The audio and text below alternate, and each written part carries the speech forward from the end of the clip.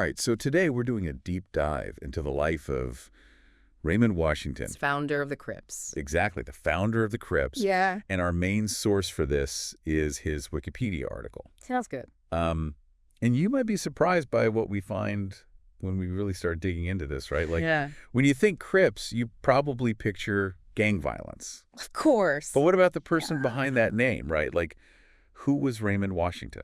It's easy to forget that these infamous figures, right? Yeah. Were once just kids shaped by their circumstance. Shaped by their circumstances. Right. So yeah. let's rewind the clock back to 1953. Okay. South Central L.A. Okay. That's where Raymond Washington's story begins. And it's a story full of contradictions, right? Like right from the start. Yeah. Some of his neighbors, they describe him as this protector figure. Right. Someone who wanted to keep his community safe. Mm-hmm. But others, they paint a very different picture. Right. They call him a bully. Yeah, it's interesting. How do you make sense of that?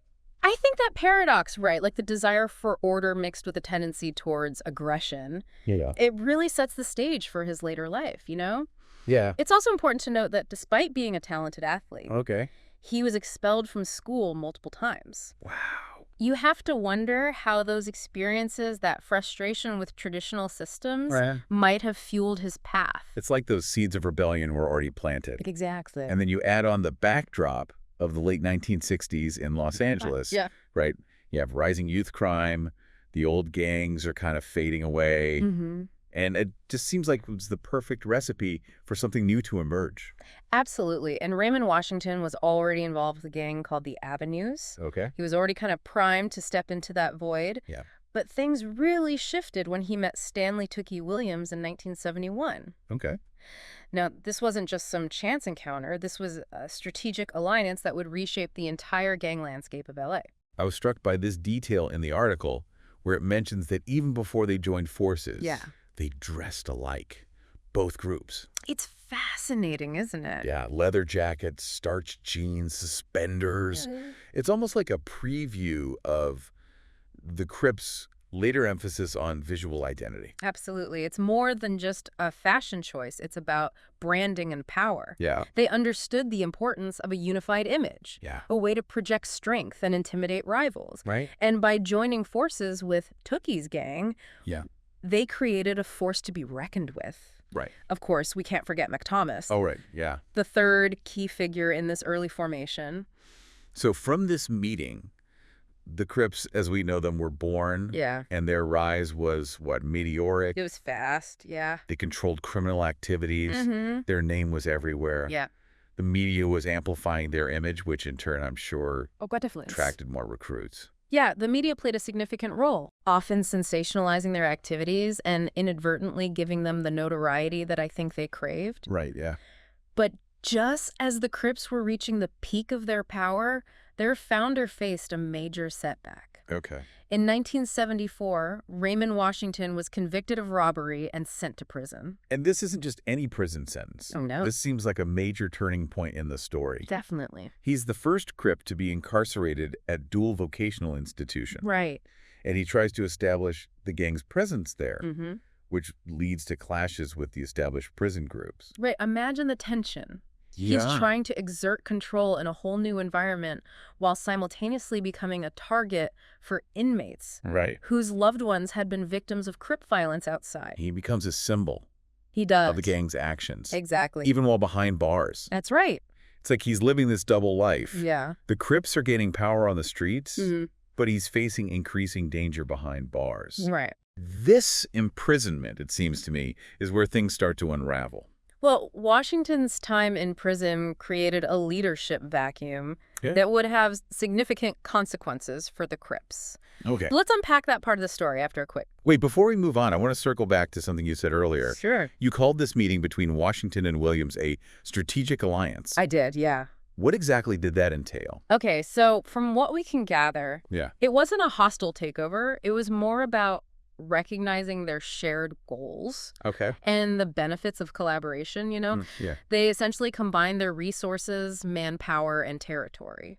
So it was about more than just numbers. Exactly. It was about consolidating power and resources. That's right, which ultimately allowed them to dominate other gangs and exert control over criminal enterprises. Wow. It was a shrewd move. It was. That paved the way for the Crips' dominance, albeit with unintended consequences, of course. Yeah. And it's fascinating to think about how this alliance, forged in the streets of South Central L.A., would go on to have such a profound impact on the city's history.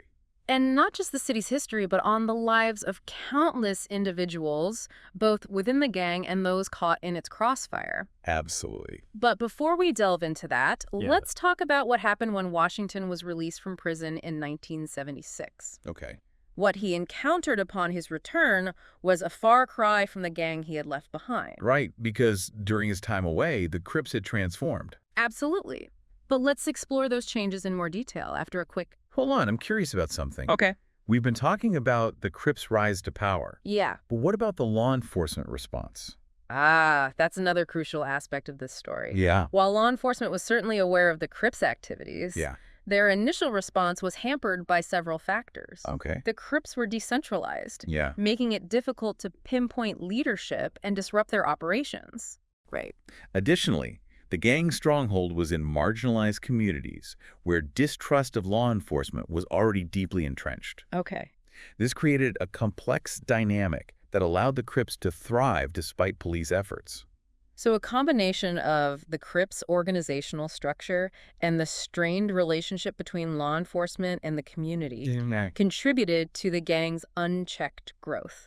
It's a reminder that we can't simply look at these events in isolation. Right. There's always a broader context, a complex interplay of social and political forces at play. Precisely. Okay. And that context is crucial to understanding the events that unfolded when Washington was released from prison. Right. Remember, the Crips he left behind were very different from the ones he encountered upon his return. Right. He was gone for 2 years. Right. And in that time, the Crips he had founded had evolved in ways he never could have imagined. That's right. The violence had escalated, internal conflicts had erupted, and the gang was fracturing into rival factions. It was a far cry from the organization he'd envisioned. And this transformation, this descent into chaos and bloodshed, is where we'll pick up in the next part of our deep dive. Okay. So we're picking up the story in 1976. Okay. Raymond Washington's getting released from prison. Yeah. He's returning to a world that has, moved on without him. Right. What did he find when he stepped back onto the streets of South Central? He found a gang that was almost unrecognizable. Wow. The Crips he left behind, they were focused on maintaining order, protecting their territory. But in his absence, the focus had shifted to violence and power struggles. Guns had become commonplace. And the Crips were no longer this unified force. They had splintered into these various sets, often battling each other for control. A monster he created had grown out of control. Right. And now he was facing the consequences. Yeah. What was his reaction to all of this? From what we can tell, he was shocked Yeah. and disillusioned by what he saw. It makes sense, right? Yeah. He went to prison for robbery. Right. Not for murder. Yeah. Or any of the increasingly violent crimes Exactly. that the Crips were now committing. Yeah. He had envisioned a different path for the gang. Yeah. And now that vision was shattered. It's a fascinating psychological dilemma, isn't it? Oh, absolutely. You create something with a certain intention. Right. But then it takes on a life of its own. It does. Evolving in ways you never anticipated. Right. And now you're left grappling with the responsibility for the unintended consequences. Exactly. And in Washington's case, those consequences were devastating. Yeah. The Crips' escalating violence was tearing apart the very community he had initially sought to protect. It seems like he tried to regain control. There is some evidence to suggest that, yeah. To bring the various sets back under one umbrella, there was even talk of a truce with the Bloods. It's pretty amazing when you think about it. A truce with the Bloods. That's a pretty radical shift from where things were just a few years earlier. It is. What prompted that change of heart? It seems that Washington's time in prison, witnessing firsthand the brutality and pointlessness of gang warfare, had a profound impact on his thinking. He saw how the cycle of violence only led to more pain and suffering. Yeah. And he desperately wanted to find a way out. So we have this complex figure. Yeah. trying to navigate a situation that's spiraling out of control. Right. He's grappling with his own past, the unintended consequences of his actions, and the very real threat of violence that's surrounding him. Yeah. How did he handle all of this pressure? It's difficult to say for sure. Yeah. But by all accounts, Washington was struggling to reconcile his desire for peace with the realities of the gang life that he had helped to create. Right. Some argue that he never truly wanted to leave that life behind, pointing to evidence suggesting that he was still involved in criminal activities after his release. Yeah. Others maintain that he was genuinely seeking redemption, but was trapped in a system that offered no easy escape. It's that ambiguity, right? Yeah. That clash between intention and outcome. Right. That, I think, makes his story so compelling. It really does. But, sadly, Raymond Washington's efforts to, change the course of the Crips, they were cut short. Tragically, his story ends just 3 years after his release from prison. Wow. In 1979, just 5 days before his 26th birthday. Jeez. Raymond Washington was gunned down in a drive-by shooting. Shot dead in the streets, he once ruled. Yeah. It's almost Shakespearean, isn't it? It really is. This rise to power, the fall from grace, the violent end. It's a classic tragedy. Tell me more about the circumstances of his death. Well, the details surrounding his murder are still shrouded in mystery. Okay. He was reportedly talking to someone in a car, someone he likely knew. Okay. When he was shot, and the case remains unsolved to this day. Wow. Leaving us with more questions than answers. Was it a rival gang? Possibly. An internal power struggle? Could be. Or something else entirely? We may never know for sure. Yeah. But what we do know is that Raymond Washington's death marked a turning point in the history of the Crips. How so? Well, his death left a void in leadership. Okay. Which further fueled the internal conflicts and violence that were already tearing the gang apart. Okay. The fragile peace he had been trying to broker, it shattered. Yeah. And the Crips descended even deeper into this cycle of retaliation and bloodshed that continues to plague Los Angeles to this day. It's a stark reminder that even when individuals trying to step back from the violence they've helped create, the consequences of their actions can continue to ripple outwards, shaping the lives of generations to come.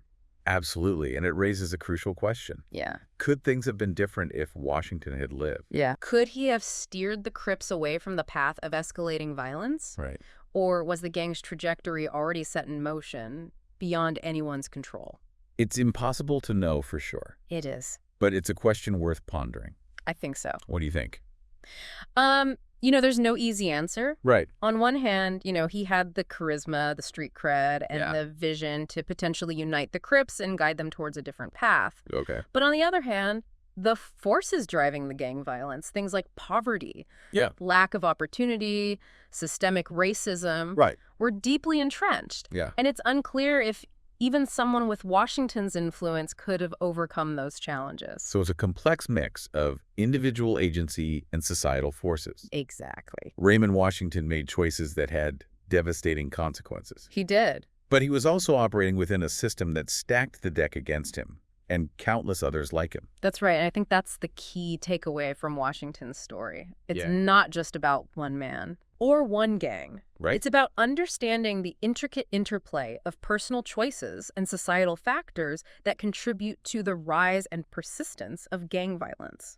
It's a reminder that we can't simply label individuals as good or bad and wash our hands of the problem. Right. We have to grapple with the complexities. We do. Nuances, the systemic issues that create the conditions for violence to flourish. Absolutely. And that brings us to the heart of what makes this deep dive so important. Okay. It's not just about revisiting the past. Yeah. It's about using that past to inform our understanding of the present. Right. And to guide our actions towards a better future. It's about looking beyond the headlines and the stereotypes and engaging with the human stories that lie beneath.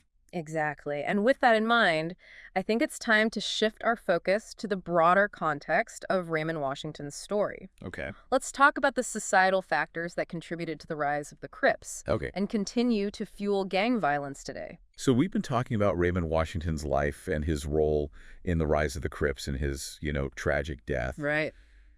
But now I kind of want to zoom out a little bit. Okay. Look at the bigger picture here. Yeah. What was it about South Central Los Angeles in the 60s and 70s that made it such fertile ground for gang violence? Well, you have to remember, This was a time of, immense social upheaval. Right. The civil rights movement was in full swing. Right. The Vietnam War was raging. Yeah. And cities across America were grappling with racial tensions and economic inequality. Yeah. And South Central Los Angeles was hit particularly hard, right? Absolutely, yeah. So we're talking about a community facing multiple layers of adversity. Right. Poverty, segregation, lack of opportunity. Yeah. How did these factors specifically contribute to the rise of gangs like the Crips? Well, for many young people in these marginalized communities, gangs offered a sense of belonging, identity, and purpose that they just weren't finding elsewhere. They provided protection from the violence and chaos that surrounded them, and they offered a path to power and respect in a world that often denied them both. It's almost like a twisted reflection of the American dream, right? It is, yeah. The pursuit of success and status, but within a system that's rigged against you. That's a powerful way to put it, and it's important to note that this wasn't just about individual failings or a lack of personal responsibility. Yeah. The systems in place, education, law enforcement, social services, yeah, they were often failing these communities, perpetuating cycles of poverty and despair. So gangs became a way to fill the void. Exactly. To create a sense of order and community in the absence of, effective support systems. Right. But as we've seen, that solution came with a very heavy price. Yeah.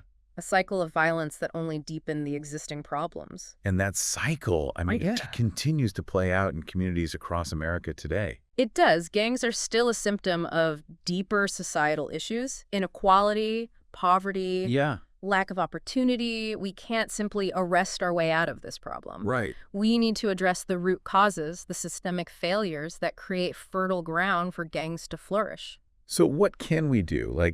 If Raymond Washington's story is a microcosm of this larger issue, what lessons can we learn from it? Well, I think his story offers some important insights. First, we need to invest in these communities, providing access to quality education, job training, and social services. Yeah. We need to create pathways to opportunity to give young people a sense of hope and a belief that they can succeed without resorting to violence. So it's about empowerment. Exactly. About giving people the tools they need to build a better future for themselves and their communities. Absolutely. And it's also about addressing the systemic issues that perpetuate inequality. Right. And create fertile ground for gang violence. Yeah. We need to dismantle racist policies and practices. Invest in affordable housing and healthcare. Yeah. And create a more just and equitable society. It's a tall order. It is. But it's clear that we can't afford to ignore these challenges. We can't. The cost of inaction is just too high. It is. And I think that's the most important takeaway from our deep dive into the life of Raymond Washington. Right. His story is a reminder that gang violence is not just a problem of individuals or communities. It's a reflection of our collective failures as a society. Right. And it's a call to action. Yeah. A challenge to confront these failures and work towards creating a world where every young person has the opportunity to thrive. Right. Free from the allure and the threat of violence. It's a sobering message, but also, I think, hopeful. I agree. Because it reminds us that we have the power to change the course of history. We do. We can learn from the past, confront the present, and build a better future. And that's what makes these deep dives so valuable. Yeah. They challenge us to think critically. Right. To ask tough questions. And to engage with the complexities of the world around us. So as we wrap up this deep dive, I want to leave you with one final thought. Okay. Raymond Washington's story may be over. Yeah. But the conversation it sparks should continue. Absolutely. Keep learning. Right. Keep questioning. Yeah. And keep pushing for change. Couldn't agree more. Thanks for joining us. Yeah.